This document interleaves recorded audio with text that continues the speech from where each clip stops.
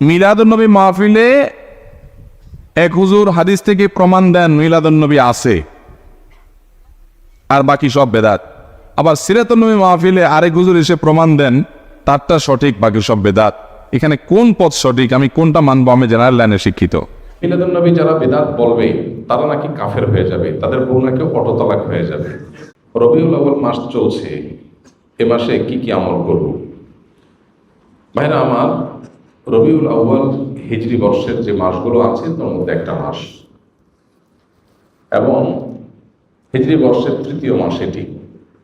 রবিউল আউয়ালের এই মাসটি নবী করিম সাল্লাল্লাহু আলাইহি সাল্লামের ওফাতের মাস, এবং অনেক ইতিহাসবিদদের মতে বেলাদতের জন্ম লাভেরও মাস।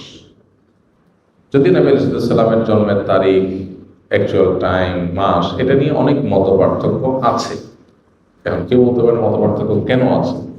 কেন আছে তার কারণ হলো, সে যুগে মানুষ জন্মের তারিখ সংরক্ষণের ব্যাপারে এখন আমরা যতটা সিরিয়াস, বা আমরা যত জন্ম হলে সাথে সাথে তারিখ নোট করে ফেলি, তখনকার মানুষের মধ্যে এটা এত গুরুত্ব ছিল না। ওই সময় তো অনেক পরের কথা, 1450 বছর। এখন থেকে 50 বছর, 100 বছর আগেও যদি আমরা চলে যাই, 100 বছর যাওয়া লাগবে না, 20-30 বছর আগেও যদি চলে যাই, অনেকের দেখবেন যে আমাদের জন্মের তারিখে ঠিক নেই, মা বাবা খেয়াল করেন নাই। বাট এখন মানুষ অনেক এলাকা গ্রামে একদম তারিখটা লিখে রাখে, কারণ জন্ম নিবন্ধন তো করতে হয়। তো আগে যত পিছনে যাবেন এটার তত গুরুত্ব ছিল না। নবী করিম সাল্লাল্লাহু আলাইহি ওয়াসাল্লাম ব্যাপারটা হলো, তিনি যখন জন্মগ্রহণ করেছেন তখন আল্লাহর কিতাবে, আল্লাহর ইলমে তিনি নবী ছিলেন। মক্কার মানুষজন কি জানতো? জানতো না। কুরাইশ বংশের অন্য 10টা বাচ্চার মতো একটা বাচ্চা জন্ম নিয়েছে বলে তারা মনে করেছে। এই যে একজন নবীর আগমন, এটা তো মানুষ টের পায়নি, কিন্তু যখন তার মৃত্যু হয়, দুনিয়া থেকে চলে যান, তখন তো দুনিয়া জানে তিনি নবী। এই জন্য মৃত্যু দিবসটা যেভাবে সংরক্ষিত, জন্ম দিবসটা সেভাবে সংরক্ষিত না। সেটা যাই হোক, জন্ম দিবস, মৃত্যু দিবস দুইটাই এই মাসে আমরা ধরেই নিলাম, রবিউল আউয়াল মাসে। তাহলে এই মাসের আমল কি? উত্তর হলো যে এই মাসের জন্য আলাদা করে স্পেশাল কোনো আমল নাই। আমল হলো সারা মাসের, সারা বছরে। সেটা কি? সেটা হলো নবী করিম সাল্লাল্লাহু আলাইহি সাল্লামের সুন্নাহকে অনুসরণ করা, তাকে সবকিছুর চাইতে, সবার চাইতে বেশি ভালোবাসা দেওয়া, এবং তার আদর্শকে নিজের মধ্যে ধারণ করা। এই কাজগুলো যদি আমরা করি, তার প্রতি ঈমানদার দাবিদার যারা, তাহলে ইনশাআল্লাহ কিয়ামতের ময়দানে তার সুপারিশ, তার সাথে জান্নাতে থাকা, আরো আল্লাহ তাআলা বিভিন্ন নেয়ামতের অধিকারী আমরা হতে পারবো। আর যদি আমরা রবিউল মাস আসলো আর 1-2টা মিলাদ করলাম, কিয়াম করলাম, বা কিছু আমল নবী সাল্লাল্লাহু আলাইহি ওয়াসাল্লামের মহব্বতের নামে করলাম, আর করে যদি মনে করি যে আমার দায়িত্ব আদায় হয়ে গেছে, সেটা ভুল হবে। আমাদের সমাজের মানুষের হলো নেচার হলো যে রবিউল আউয়াল এলে তোমারও গান গাই, ও রবিউল আউয়াল গেলে তোমায় ভুলে যাই। তো নবী সাল্লাল্লাহু আলাইহি ওয়াসাল্লামের ইত্তেবা কোনো মাসের সাথে সম্পৃক্ত না, সারা বছরের, সারা জীবনের জন্য। বিধায় রবিউল আউয়াল মাসের জন্য কোরআন অথবা হাদিসে আলাদা কোনো আমল, বিশেষ কোনো আমলের কথা বলা নেই। সম্মানিত 4টি মাস আছে, সেই 4টি মাসের কথা ভিন্ন, যেমন জিলকদ, জিলহজ, মুহররম আর রজব মাস। আর রমজান মাসের বিশেষ ফজিলত আছে। এর বাইরে বাকি মাসগুলো সবই সমান, এগুলোর বিশেষ স্পেশাল কোনো আমল নাই, যেমন রবিউল আউয়ালে আলাদা করে কিছু নাই। নবী করিম সাল্লাল্লাহু আলাইহি সাল্লামের জন্মের দিন হলো সোমবার। কি বার? সোমবার। এই দিনটাতে মুসলমানদের জন্য নফল রোজা রাখা উত্তম। যদি সুযোগ থাকে আমরা নফল রোজা রাখতে পারি, সেটা সুন্নাহ আদায় হবে। নবী আলাইহিস সালাম সোমবারে রোজা রাখতেন, এবং তাকে জিজ্ঞাসা করা হয়েছে, সুইলা আন সিয়াম ইয়াউমিল ইথনাইন, নবী আলাইহিস সালামকে সোমবার রোজা রাখা সম্পর্কে জিজ্ঞাসা করা হয়েছিল, কেন রাখেন? তখন তিনি বলেছেন, যাকা ইয়াউমুন উলিদতু ফীহি, কারণ এটা এমন দিন যেদিনে আমার জন্ম হয়েছিল। তো নবী আলাইহিস সালামের জন্মকে ঘিরে যদি কিছু করার থাকে, সেটা হলো সোমবারে রোজা রাখা।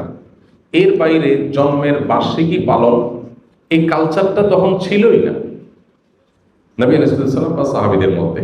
এখন যেরকম আমরা জন্ম দিবস বছরে একবার পালন করি, নবী করিম সাল্লাল্লাহু আলাইহি সাল্লামের জন্মের দিন যদি পালন করতে আপনার মনে চায়, সেটা বছরে একদিন না, সেটা প্রত্যেক সপ্তাহে একদিন। কি বারে?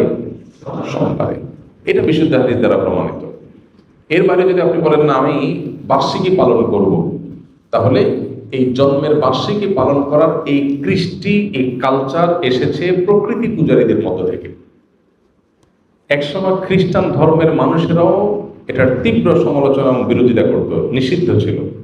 পরবর্তী তাদের নবী ঈসা আলাইহিস সালামের জন্ম দিবস পালন করা শুরু করেছে। তারা যখন শুরু করেছে, এখন এক শ্রেণী মুসলমানরা মনে করা শুরু করলো যে তারা যখন তাদের নবীটা পালন করে, তাহলে আমরা কেন আমাদের নবীটা পালন করব?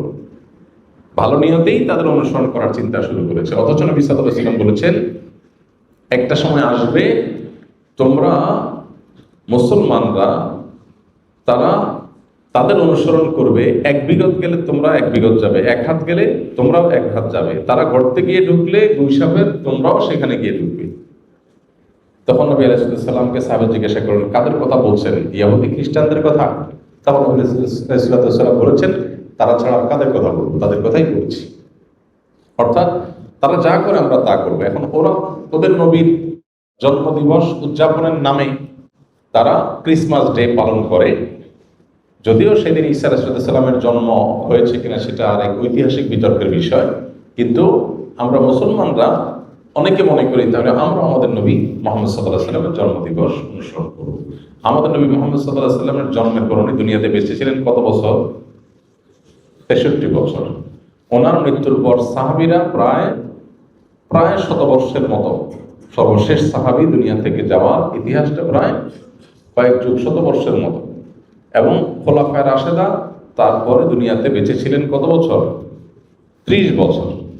তাহলে শুধু খোলাফায়ে রাশেদের কথাই যদি বলি, নবী আলাইহিস সালামের 63 আর 4 খলিফার 30, তাহলে কত হয়? 93 বছর। ইসলামের স্বর্ণযুগে খোদ নবী সাল্লাল্লাহু আলাইহি ওয়াসাল্লাম এবং 4 খলিফার এই 93 বছরের একটা বছর এমন পাওয়া যায় না যে বছরে একবার নবীজির জন্মদিবস তিনি নিজে অথবা তার কোনো খলিফা, কোনো সাহাবী পালন করেছেন। তো তাদের চাইতে কি আমরা তাকে বেশি ভালোবাসি? আল্লাহ কোরআনে যাদের প্রশংসা করেছেন তার নবীর অনুসারী হিসাবে, তো তিনি নিজে যেটা করেন নাই, তার খলিফারা যেটা করেন নাই, তার সাহাবীরা যেটা করেন নাই, এখন খ্রিস্টানদেরটা দেখে দেখে আমরা করব, এটা ইসলাম না, এটা ইসলামের নামে বিভ্রান্তি। আল্লাহ আমাদেরকে বোঝার তৌফিক দান করুন। আমরা যদি নবী আলাইহিস সালামের প্রতি মহব্বত এর দাবিদার হই, তাহলে ইন্নাল মুহিব্বা লিমান ইউহিব্বু ইউতিউ, যে কাউকে ভালোবাসার দাবি করে সে তার কথা শুনে। তো নবী সাল্লাল্লাহু আলাইহি ওয়াসাল্লামের কথা যদি শুনি আমরা, তাহলে ইহুদি খ্রিস্টানদের সাথে মিল রাখতে হবে নাকি বেমিল? কারণ তিনি তো বলেছেন খালিফুল ইয়াহুদ, ওদের ব্যতিক্রম করবে। প্রতি রাকাত নামাজে আপনি বলতেছেন গায়রিল মাগদুবি আলাইহিম ওয়ালাদ-দাল্লিন, আল্লাহ ইহুদিদের মতো আপনার গজবপ্রাপ্ত আর খ্রিস্টানদের মতো গোমরাহ যেন আমি না হই, এই দুই পথে যেন আমি না চলি। আর আপনি এদিকে নবীর মহব্বতের নামে সেই পথে যদি চলেন, তাহলে সেটা কি হলো? আমাদের যে সমস্ত ভাইরা মিলাদুন নবী উপলক্ষে বিভিন্ন উদযাপন করেন, ওনার নবী সাল্লাল্লাহু আলাইহি ওয়াসাল্লামের মহব্বতেই করেন, এতে কোনো সন্দেহ নেই।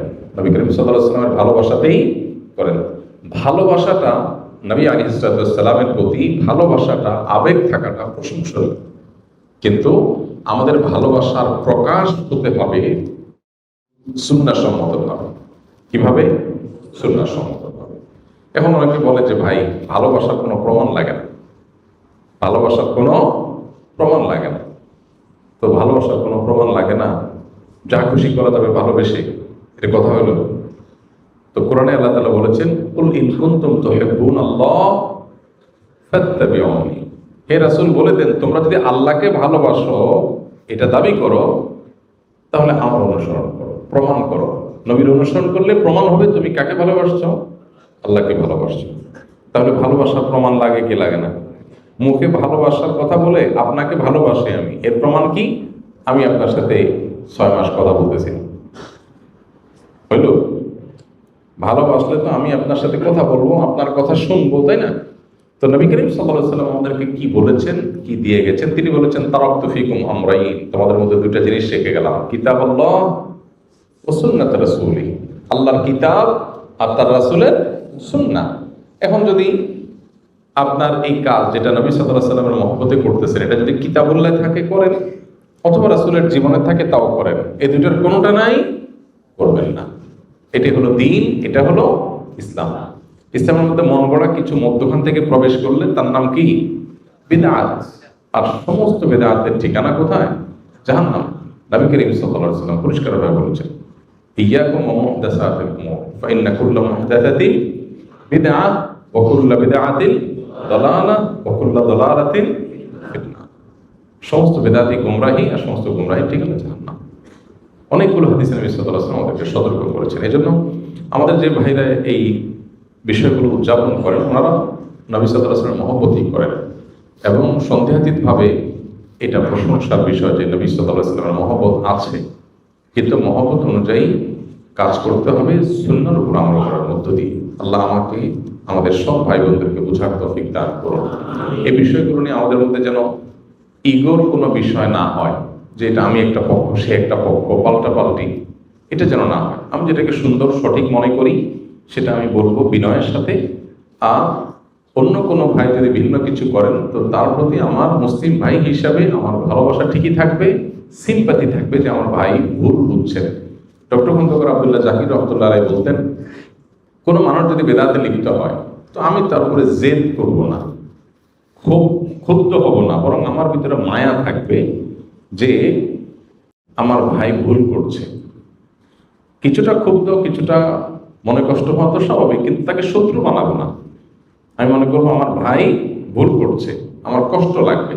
সো এই মানসিকতা যদি থাকে, তাহলে সমাজে ইনশাআল্লাহ আমরা সুন্দর থেকে সুন্দরতর সমাজ গড়ে তুলতে পারবো, এবং পারস্পরিক সৌহার্দ্য তৈরি হবে। ইসলামের নামে কাদা ছড়াছড়ি অনলাইনে অফলাইনে খুবই দুর্ভাগ্যজনক বাস্তবতা। সবাই যার যার মতের সপক্ষে যুক্তি আলোচনা করতেই পারেন, কিন্তু অন্যের প্রতি শ্রদ্ধা থাকা দরকার একজন মুসলমান হিসাবে। ভাই, আমি এই সম্পর্কে বলি, আপনার প্রশ্ন শুনে মনে হয় আপনি ভাজা মাছটাও দেখাইতে পারেন না। আপনি এত সোজা সরল মানুষ যে হুজুররা একজন আপনারা হাইকোর্ট দেখায়, আরেকজন সুপ্রিম কোর্ট দেখায়, আপনি কোন দিকে যাবেন কোন পাচ্ছেন না। আপনি জেনারেল শিক্ষিত মানুষ, আপনি কোরআন হাদিস সম্পর্কে আপনার ধারণা নেই। হুজুররা আপনারা একজনে একদিক বলে, এই জন্য আপনি এখন দিশেহারা, আপনি বিরক্ত, আপনার মেজাজ গরম, হুজুররা এত রকম কথা বলে কেন? বাহ, এটা আল্লাহরে যা বলিয়েন কিয়ামতের দিন, আল্লাহ আমার কি দোষ, এই মৌলবীরা একটা একটা একদিকে টানছে, আমি কোন দিক যাব? মায়ের একটাও নিচে হবে না। আল্লাহ বলবে, দুনিয়ার সব ঠিকই বুঝছো, শুধু ইসলামটার বেলা আসলে হুজুরদের দোষ দিয়া বলছে, হ্যাঁ হুজুররা একটা বলে আমি কোনটা করব? ভাইরা আমার, এক এক হুজুর এক একটা বলবে, এটা স্বাভাবিক, এটা অস্বাভাবিক না। নবী করিম সাল্লাল্লাহু আলাইহি ওয়াসাল্লাম বলে গেছেন, ফাইন্নাহু মান ইয়াইশ মিনকুম বাদি ফাসায়ারা ইখতিলাফান কাসীরা, আমার পরে যারা পৃথিবীতে বেঁচে থাকবা তোমরা দেখবা নানান মত, এক এক হুজুর এক একটা বলে, এরকম অনেক কিছু দেখবা তোমরা। ওই সময় আমরা কি করব? নবীজি বলে গেছেন না, জান নাই? তিনি বলে গেছেন, ফালাইকুম বিসুন্নতি, তোমরা দেখবা আমি কি করছি, রাসূল সাল্লাল্লাহু আলাইহি ওয়াসাল্লাম কি করছে। কোন হুজুর কি বলে দেখো, হুজুর কোরআন থেকে হাদিস থেকে রেফারেন্স দেয় কিনা, সম্ভব হলে মিলাও, বাংলা অনুবাদ হয়ে গেছে সব, এরপরে তুমি সেই অনুযায়ী আমল করো। যদি আল্লাহ না করুক, ভুলও হয় তোমার, তাও আল্লাহ মাফ করে দিবেন, কিন্তু হুজুরের দোষ দিয়ে পার পাওয়া। আমি প্রায় সময় বলার চেষ্টা করি ভাই, একটা এক্সাম্পল দিয়া। আচ্ছা, এই যে আপনারা তেল খান, সয়াবিন তেল, বিভিন্ন ব্র্যান্ডের তেল আছে না? তীর আছে, রূপচান্দা আছে, বসুন্ধরা আছে, ফ্রেশ আছে, হ্যাঁ পুষ্টি আছে, আর অনেকগুলো আছে না? কোনটা খাঁটি বলে? কোনটা বেশি খাঁটি? এটার কোনো উত্তর দেওয়া যাবে? কারণ সব কোম্পানির বোতলের গায়ে লেখা আছে 100% খাঁটি। আজ পর্যন্ত কোনো কোম্পানি পাইছেন যে বলে, ভাই আমি 2 নম্বরই কথা বলি না, আমার 99% খাঁটি, 1% ভেজাল আছে? এরকম বলে কেউ? বলার সময় তো চান্দু বলে কি 100% খাঁটি। আপনি তখনও রাগ করে বলছেন যে এই বেলায় এরটা খাঁটি, এ বলে এরটা খাঁটি, এই বলে এরটা খাঁটি, এতজন এত কথা বলে, তো তেলই খাবো না। শেয়ানা পাবলিক, এখানে তো এটা বলেন না। একদিন এটা কিনা খান, আরেকদিন ওইটা কিনা খান, দেখেন পেরে বুটবাট করে কিনা, ফুটফাট করে কিনা, শরীরের সাথে আপনার ম্যাচ করে গেছে, টাকাও মিলে গেছে, কোনোটা ভালো মনে হয়েছে আপনি সেটাই, ঠিক না? ঠিক। বিবেক খরচ করেন, বুদ্ধি খরচ করেন, বোঝার চেষ্টা করেন। দুনিয়াটা তো ভালোই বুঝেন মাশাআল্লাহ। শুধু আখিরাতের বেলা আসলে, ইসলামের বেলা আসলে শুধু হুজুরদের গায়ের সব দোষ দিয়ে আপনি ফেরেশতা হয়ে যান। আমরা কোন দিক যাব? বাহ, আল্লাহ আপনাকে আকল বিবেক দিছে না, দেয় নাই? 7 সমুদ্র 13 নদী পার হইয়া নামটাও লিখতে পারে না, 1 2 3ও চিনে না, এই লোক সৌদি আরব চলে গেছে, আছে না নাই? পয়সার জন্য তো অনেক কিছু করতে পারেন, ইসলাম বোঝার জন্য কয় হুজুরের কাছে গেছেন, কয়টা কিতাব খুলছেন, কয়টা কোরআন খুলছেন, হুজুরের কাছ থেকে দলিল খুঁজছেন, ভালো করে 10 হুজুরের কথা শুনে কোনটা সঠিক মনে হয়, কোনটা নবীজির সাথে মিলে, কোরআনের সাথে মিলে, এটা একটু যাচাই করার চেষ্টা করি, একটু চেক করার চেষ্টা করি, ক্রস চেক করার চেষ্টা করি কয় জায়গায় গেছেন। আল্লাহর কাছে কোনো জবাবদিহি করা যাবে? 50 টাকার একটা লাউ, এটা কেনার জন্য টিপতে টিপতে টিপতে লাউর এমন 12টা বাজান বাজাইছেন যে লাউ বেচারা বেচতে বসছে, সে বলে ভাই কিনলে কিনেন, না কিনলে নাই, খবরদার নখ দিবেন না। ঠিক না ভাই? ঠিক যে 50 টাকার লাউটা কিনবো, এটা যেন ভেজাল না হয়, এই জন্য আমি টিপা দেখি, তাই না? আলু পটল কিনেন, এত চেক করেন। আমাদের কাছে ইসলামটার দাম আলু পটল আর লাউ চাইতে কম হয়ে গেছে, যে যাচাই করার দরকার, যাচাই বাছাই করার দরকার নাই, চেক করার দরকার নাই, চেক করার জন্য কষ্ট করতে রাজি না। লাউর পিছনে যত কষ্ট করি, যত টিপ দেই, হুজুরদেরকে এত টিপি টিপি দেখি না, হুজুরটা ঠিক না ওরটা ঠিক। ঠিক না ভাই? ঠিক। আল্লাহ তাআলা আমাদেরকে বোঝার তৌফিক দান করুন। এই ঈদে মিলাদুন নবী যারা বিদআত বলবে তারা নাকি কাফের হয়ে যাবে, তাদের বউ নাকি অটোতালাক হয়ে যাবে। মূলত যারা এই টাইপের কথা বলেন, ওনাদের মূল দাবিটা থাকে এরকম যে নবীর যদি কেউ দুশ্মন হয়, নবীর দুশ্মনী করে, নবী সাল্লাল্লাহু আলাইহি সাল্লামের প্রতি যদি কেউ গোস্তাখি করে, বেয়াদবি করে, অমর্যাদাকর কিছু করে, তাহলে তো ঈমান চলে যাবে, ঈমান গেলে তো বউ তালাক হয়ে যাবে। এখন কথা হলো যে মিলাদুন নবী না করলে কি নবীর অবমাননা করা হয়, বা নবীকে অসম্মান করা হয়, নবীর সাথে বেয়াদবি করা হয়, নাকি নবী আলাইহিস সালামের আনুগত্যকে অক্ষরে অক্ষরে মানতে গিয়ে করা হয় না? তো নবী করিম সাল্লাল্লাহু আলাইহি সাল্লামকে আনুগত্য করতে গিয়ে যদি সে এটা থেকে বেঁচে থাকে, কারণ আয়েশা রাদিয়াল্লাহু আনহা বলেছেন, মান আহাদাসা ফি আমরিনা মা লাইসা মিনহু ফাহুয়া রাদ, যে ব্যক্তি আমাদের দ্বীনের বিষয়ে কোনো কিছু নতুন সৃষ্টি করলো যেটা দ্বীনের অংশ না, সেটা বাতিল, সেটা বাদ দিয়ে রাখতে হবে। তো সেজন্য যদি কেউ জন্মদিবস পালনের কালচারকে যদি কেউ অ্যাভয়েড করে, যে নবীজি নিজেও করেন নাই, সাহাবীরাও করেন নাই, খোলাফার রাশিদাও করেন নাই, সেটা আমি কেন করতে যাব, এই জায়গা থেকে কেউ যদি বিরত থাকে, সে বরং সাচ্চা মুসলমান হওয়ার দলিল হবে। বাকি নবীর দুশ্মনী করলে তার জন্য এই কথা ঠিকই আছে, কিন্তু কেউ মিলাদ না পড়া মানে সে নবীর দুশ্মন, এটা তো বড় মুশকিল কথা। এখন ব্যাপারটা কেমন হয়ে গেল, একটা উদাহরণ দিয়ে ছোট করি। ধরেন আমি আপনাকে বললাম যে আপনি যদি ভালো মানুষ হয়ে থাকেন, তাহলে আমাকে একটা চা খাওয়ান। একটা উদাহরণ জাস্ট বোঝার জন্য। আপনি চাটা খাওয়ালেন না, না ভাই আপনার চা খান, তাহলে আপনি তো খারাপ মানুষ। আমি একটা ক্রাইটেরিয়া সেট করলাম ভালো মন্দের, করে ওইটা দিয়ে আমি ভালো খারাপ সার্টিফিকেট দেওয়া শুরু করে দিলাম। কেমন হলো বিষয়টা? এখন আমি মিলাদুন নবী উদযাপন করি, বলি, করি, এটাকে ভালো মনে করি। এখন এইটা একটা আমার কাছে ক্রাইটেরিয়া, আমি এটা দিয়ে বললাম মিলাদুন নবী করেন, আপনি করেন না, নবীর দুশমন। ব্যাপারটা এরকম হয়ে গেল না? যেমন এই যে আপনার আমাদের দেশের স্বাধীনতার জন্য, আমাদের মাতৃভাষায় কথা বলার অধিকার এনে দেওয়ার জন্য যে মানুষগুলোর জীবন দিতে হয়েছে, আমরা তাদের প্রতি কৃতজ্ঞ না অকৃতজ্ঞ? কৃতজ্ঞ। মাল্লাম ইয়াশকুরিন নাস লাম ইয়াশকুরিল্লাহ, বান্দা শুকর আদায় না করলে আল্লাহ শুকর আদায় হয় না। তো যাদের মাধ্যমে আমরা দেশ পেয়েছি, মায়ের ভাষায় কথা বলার অধিকার পেয়েছি, তাদের প্রতি জুলুম হয়েছে, আমরা অবশ্যই তাদের প্রতি কৃতজ্ঞ। কৃতজ্ঞতা আদায় করে আমরা তাদের জন্য মনের ভেতর থেকে দোয়া করি, আল্লাহ আপনি তাদেরকে মাগফিরাত দিয়ে জান্নাতের আলা মাকাম দান করেন। এখন আপনি বলতেছেন ভাই, আমি আমাদের স্বাধীনতা যুদ্ধে শাহাদাত বরণকারী মানুষদের জন্য, ভাষা আন্দোলনের শাহাদাত বরণকারী মানুষদের জন্য একটা আলোচনা অনুষ্ঠান করব। এখানে 5 লাখ টাকা খরচ হবে, আপনি 10,000 টাকা দিবেন চাঁদা। খরচ কোত্থেকে আসবে? খরচের জন্য দিবেন। আপনি দিলেন না, আমি বললাম আপনি স্বাধীনতা বিরোধী, আপনি দেশ বিরোধী। চাঁদা দেন নাই কিসের জন্য? স্বাধীনতা যুদ্ধে সাধারণকারীদের প্রোগ্রামের জন্য। ভাই আপনি এটা ক্রাইটেরিয়া সেট করে যদি আমাকে বলেন যে ভাই আপনার ভিতরে দেশপ্রেম নাই, কেন? কারণ আপনি বেদিতে ফুল দিতে যান নাই। ভাই আপনি তো বেদিতে ফুল দিতে গেছেন, আমি তো দোয়া করছি, ফুল দিয়েছেন যে এটা কি শহীদের কবরে গেছে, কিন্তু আমার দোয়াটা তো তার কাছে যাবে, তো কাজের কাজটা তো আমি করলাম। এখন আপনি আমার বলছেন ভাই দেশপ্রেম নাই, কেমন হবে জিনিসটা? ঠিক একইভাবে মিলাদুন নবী কেউ পালন করছেন নবী করিম সাল্লাল্লাহু আলাইহি ওয়াসাল্লামের মহব্বতে, আপনি করছেন, এখন বলতেছেন ভাই এইটা না করলে নবীর দুশমন। কেমন হয়ে গেল জিনিসটা? আপনি একটা ক্রাইটেরিয়া সেট করে ওইটা দিয়ে নবীর দুশ্মন সবাইকে মাফ করছেন, এটা সঠিক না। আল্লাহ আমাদের ভাইদেরকে বোঝার তৌফিক দান। পবিত্র ঈদ মিলাদুন নবী সাল্লাল্লাহু আলাইহি সাল্লাম উদযাপন করা যাবে কিনা, অনেকে এটাকে জায়েজ মনে করে। এখানে আপনার অভিমত কি? দেখুন, আমি অভিমত না দিয়ে কয়েকটা প্রশ্ন রাখবো, অর্থাৎ প্রশ্নের উত্তরে আবার পাল্টা প্রশ্ন আমি ছুড়ে দিতে চাই, বিশেষ করে যাদের এটা নিয়ে সত্যিই জানার আগ্রহ আছে। অনেকে তো প্রশ্ন লেখেন জানার জন্য না, প্রশ্ন লেখেন হলো ওনার পক্ষের মতটা বের করে আনার জন্য।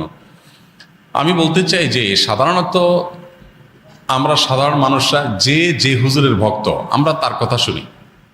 যে হুজুর মিলাদুন নবীর পক্ষে, তার ভক্তরা মিলাদুন নবীর পক্ষে কথা বলে এবং সেরকম দলিল খুঁজে বের করে সোশ্যাল মিডিয়াতে সেটা নিয়ে লেখালেখি করে। আর যে হুজুর মিলাদুন নবীর বিপক্ষে, ওনার ভক্তরা মিলাদুন নবীর বিপক্ষে তারা ক্যাম্পেইন করে, কাজকাম করে। আমার কথা হলো যে আপনি হুজুরদের পক্ষ বিপক্ষ না নিয়ে কয়েকটা প্রশ্নের উত্তর খোঁজার জন্য আপনি নিরপেক্ষভাবে চেষ্টা করেন। আপনি নিজে একটু সচেতনভাবে, সতর্কভাবে, অনুসন্ধানের দৃষ্টি নিয়ে এই প্রশ্নগুলোর উত্তর খোঁজার চেষ্টা করেন। আপনি শুধু উত্তর খোঁজার যদি সিরিয়াস চেষ্টা শুরু করে দেন এবং নিরপেক্ষভাবে চেষ্টা করেন, আমার বিশ্বাস যে আপনাকে আল্লাহ তাআলা হেদায়েত এবং সঠিক পথ যেটাই সেটা আল্লাহ তাআলা আপনাকে দেখিয়ে দিবেন। শর্ত হলো আপনি আগে গিয়ারটা নিউট্রালে এনে তারপরে খুঁজতে হবে। আমরা যারা গাড়ি চালাতে জানি তারা জানি যে গিয়ার, আপনার ম্যানুয়াল গিয়ার সাধারণত গাড়ি, এটা আপনার নিউট্রালে থাকার পর স্টার্ট দিলে গাড়ি স্টার্ট হবে। গিয়ার একটা দিয়ে রেখে দিয়েছেন আগে, এরপর আপনি স্টার্ট দিচ্ছেন, তাহলে গাড়ি কি হবে না? স্টার্ট হবে না, গাড়ি দৌড় দিবে, লাফ দিবে, সেটা সঠিকভাবে সার্ভিস দিবে না। এখন আপনি নিজে আগে মিলাদুন নবীর পক্ষের অথবা বিপক্ষের একটা গ্রুপের থেকে এরপরে বলতেছেন হ্যাঁ এই ব্যাপারে আপনি কি বলেন, কোরআন হাদিসে কি আছে, আপনি জানার চেষ্টা করছেন। এইভাবে আপনি আসলে সত্য জানতে পারবেন না। সত্য জানতে হলে আপনাকে নিউট্রালে থাকতে হবে, যে ঠিক আছে আমি এটা নিয়ে অনুসন্ধান চালাই, পড়াশোনা করি, স্টাডি করি এবং আমার স্টাডির পর নিরপেক্ষভাবে সত্যিটা জানার জন্য আমি চেষ্টা করি। আল্লাহ তাআলার কাছে দোয়া করি আল্লাহ যেন আমাকে হেদায়েত করেন, গাইড করেন, তাহলে আপনি ইনশাআল্লাহ সঠিক পথ পাবেন। এবার আসেন প্রশ্নগুলো কি কি। এক নম্বর প্রশ্ন হলো, নবী করিম সাল্লাল্লাহু আলাইহি সাল্লামের যেদিন জন্ম হয়েছে, মিলাদুন নবী মানে হলো নবী সাল্লাল্লাহু আলাইহি সাল্লামের জন্ম, এটাকে কেন্দ্র করে উদযাপন, আনন্দ ইত্যাদি। প্রশ্ন হলো, নবী করিম সাল্লাল্লাহু আলাইহি সাল্লামের যে তারিখে জন্ম হয়েছে সেই তারিখটা কি চূড়ান্ত এবং অবিতর্কিত কিনা, অর্থাৎ অমুক তারিখে তিনি জন্মগ্রহণ করেছেন, ইতিহাসবিদগণ এ ব্যাপারে একমত কিনা, বা হাদিস গ্রন্থগুলোতে এটা সুস্পষ্ট আসছে কিনা, এটা আপনি একটু জানার চেষ্টা করেন। আপনি যদি খোঁজ করেন, অনুসন্ধান চালান, তাহলে কিন্তু আপনি জানতে পারবেন, জানতে আপনার কষ্ট হবে না খুব বেশি, যে আসলে নবী সাল্লাল্লাহু আলাইহি সাল্লামের জন্মের তারিখটা এটা চূড়ান্ত কি চূড়ান্ত না। আপনি যদি অনুসন্ধান করেন, আপনি দেখতে পাবেন যে নবী সাল্লাল্লাহু আলাইহি সাল্লামের জন্মের এক্সাক্ট তারিখ নিয়ে ইতিহাসবিদদের মধ্যে নানা রকমের মত আছে। তাহলে কিভাবে আপনি চূড়ান্তভাবে একটা দিনকেই নিশ্চিত করে ধরে সেদিনকে আপনি উদযাপনে যেতে পারেন? নাম্বার এক, আপনি খোঁজার চেষ্টা করেন যে ওনার জন্মের তারিখটা এটা কি সুনির্ধারিত, অবিতর্কিত, নাকি এটা নিয়ে নানা মত আছে, আপনি একটু পড়াশোনা করার চেষ্টা করেন। নাম্বার দুই, নবী করিম সাল্লাল্লাহু আলাইহি সাল্লামের জন্মের তারিখটাকে তিনি নিজে উদযাপন করেছেন কিনা প্রতি বছর, এটা আপনি একটু জানার চেষ্টা করেন। তিনি যদি নিজের জন্ম উদযাপন না করেন, তাহলে তার সিনিয়র সাহাবী যারা, চার খলিফা আরো যারা আছেন, এই সমস্ত সাহাবীরা কেউ যারা নবী সাল্লাল্লাহু আলাইহি ওয়াসাল্লামকে সবচেয়ে বেশি ভালোবাসতেন, নবী সাল্লাল্লাহু আলাইহি ওয়াসাল্লামের ভালোবাসার দোহাই দিয়েই তো আমরা এটা করি, তো তারা যারা নবী সাল্লাল্লাহু আলাইহি ওয়াসাল্লামকে এর ভালোবাসায় যারা উত্তীর্ণ হয়ে গেছেন, ভালোবাসায় যারা প্রমাণিত, তার আশেকে রাসূল বলি, যেটাই বলি আমরা তথাকথিত, এই জায়গাটায় যারা ইতোমধ্যে প্রমাণিত হয়ে গেছেন, সেই সাহাবীরা যাদেরকে কোরআনে আল্লাহ সার্টিফিকেট দিয়েছেন নবী সাল্লাল্লাহু আলাইহি ওয়াসাল্লামের আনুগত্যের ব্যাপারে, ভালোবাসার ব্যাপারে, সেই মানুষগুলো নবী করিম সাল্লাল্লাহু আলাইহি সাল্লামের জন্ম দিবস উদযাপন করেছেন কি করেন নাই, আপনি এই বিষয়ে একটু খোঁজ নেন, তথ্য উপাত্তগুলো ভেরিফিকেশন করেন, যাচাই করেন। তৃতীয়ত হলো যে জন্ম দিবস উদযাপনের এই কালচার কোত্থেকে আসছে, আপনি এটাও জানার চেষ্টা করেন।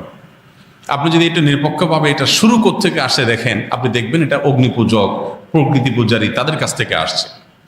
এবং একসময় খ্রিস্টান ধর্মেও এই জন্মদিবস উদযাপন করাটার ব্যাপারে নিরুৎসাহিত করা হতো, নিষিদ্ধ করা হতো।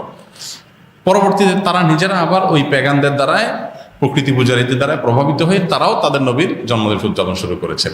আমাদের নবী সাল্লাল্লাহু আলাইহি ওয়াসাল্লাম বলেছেন, লা তুতরুনি কামা আতরাতিন নাসারা ইবনে মারইয়াম, তোমরা আমাকে নিয়ে বাড়াবাড়ি করিও না, যেভাবে খ্রিস্টানরা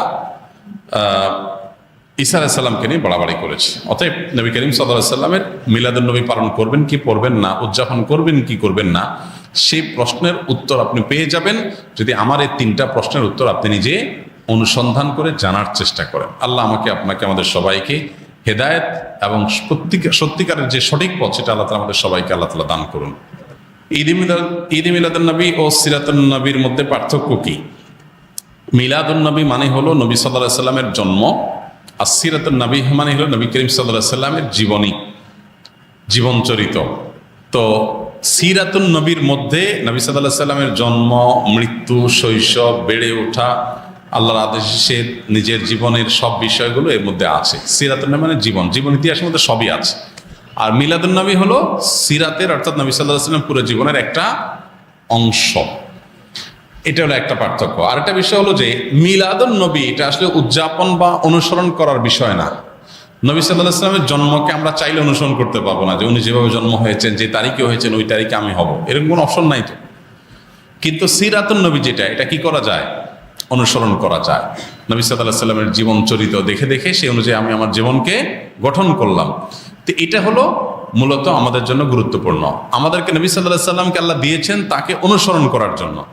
তাকে অনুসরণ করার নামগন্ধ নাই, কিন্তু তার মহব্বতের দাবি করে আমি যাচ্ছে তা করে বেড়ালাম, তো এটা আসলে ইসলাম হতে পারে না। অতএব আমাদেরকে নবী করিম সাল্লাল্লাহু আলাইহি ওয়াসাল্লাম অনুসরণ করার চেষ্টা করতে হবে। ডিপ্রেশন, দুশ্চিন্তা থেকে মুক্তির উপায় কি? ডিপ্রেশন এবং দুশ্চিন্তা এখন ঘরে ঘরে। যত বেশি সম্পদ, যত বেশি মানুষের দিনকাল ভালো, তত বেশি মানুষের মধ্যে দুশ্চিন্তা, ডিপ্রেশন বেশি।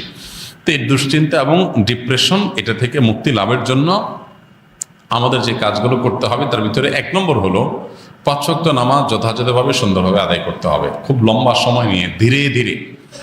দ্বিতীয়ত, আপনি বেশি বেশি করে কোরআনে কারিমের অর্থ সহকারে তেলাওয়াত করবেন।